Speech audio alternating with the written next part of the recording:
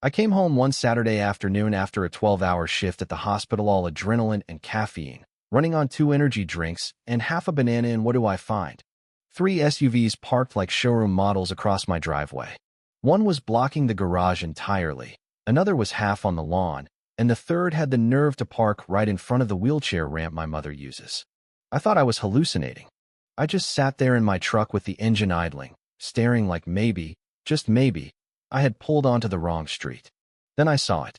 A sign, daintily taped to my mailbox, written in flowery cursive. Overflow parking for HOA spring brunch. Thank you, generous neighbor. Generous neighbor.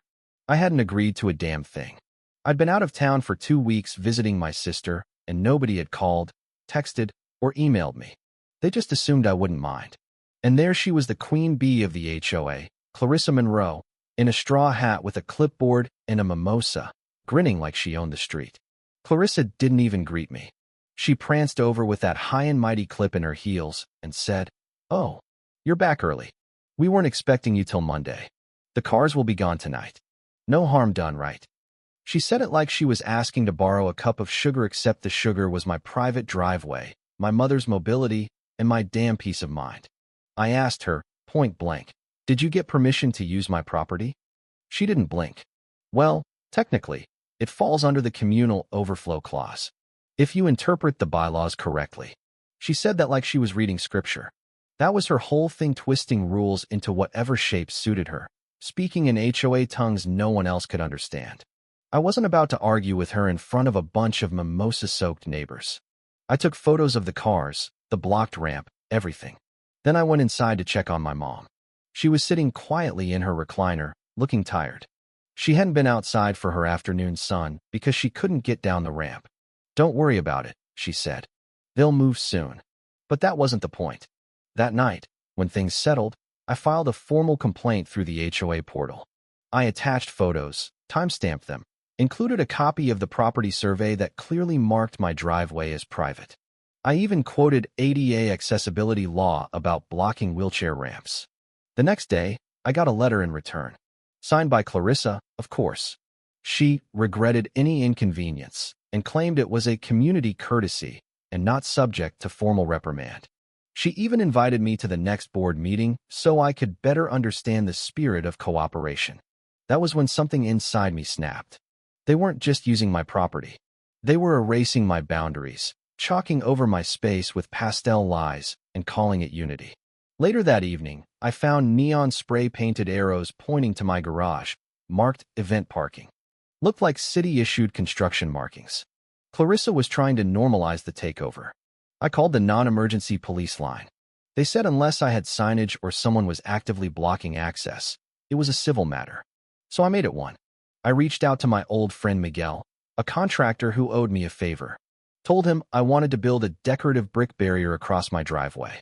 Nothing outrageous. Just waist-high. Aesthetically pleasing. Fully permitted.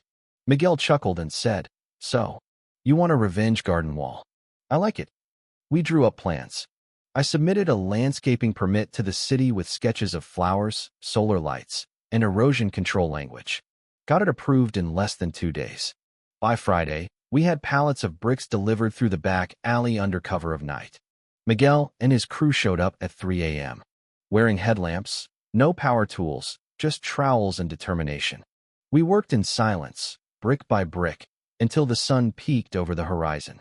By 8 a.m., I had a beautiful curved wall, 3.5 feet tall, with solar caps and a smooth finish that would make a mason weep. At 9 a.m., the HOA guests returned. Confused honking echoed through the street. One SUV tried to turn into the driveway and bumped into the barrier like it was a mirage.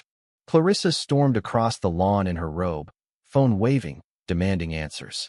You can't build a wall in a shared space. That violates HOA guidelines. I handed her a laminated copy of the permit. It's not a wall. It's a decorative erosion control feature. Her mouth opened, then shut. She looked like she had swallowed a lemon whole. She ran off, summoned an emergency board huddle on her front lawn, and tried to spin the narrative like I had declared war. But one by one, the neighbors began siding with me. Bill, a retired engineer on the board, came to inspect the wall. "Looks great," he said. More neighborhoods should do this. Clarissa, desperate, tried to issue a cease and desist letter. Printed it herself. Claimed it was from a law firm. Problem was, the lawyer she named didn't exist. I looked him up on the State Bar website. Nothing. I sent the letter to a cousin of mine who's an actual attorney. He laughed so hard he snorted. So I made copies. Added them to a blue binder I now called the Clarissa Chronicles. Turns out, she had done this kind of thing before. Faked violations. Printed fake dues notices. Bullied neighbors with phony paperwork until they gave in. But now people were talking. I gathered signatures for a special HOA meeting. 7 households in 2 hours. That night, the oversight committee showed up unannounced. They confronted Clarissa about the forged legal letter. She folded in front of everyone, tried to claim it was a community preservation measure. The committee suspended her immediately, pending investigation. The neighborhood erupted in applause.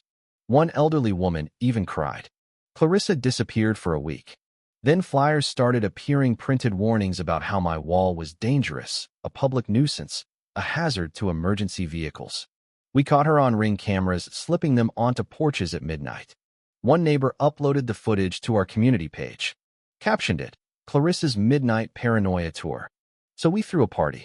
An art teacher neighbor suggested a mural day. Kids painted butterflies, flowers, peace signs. One kid wrote, "Build love, not lies."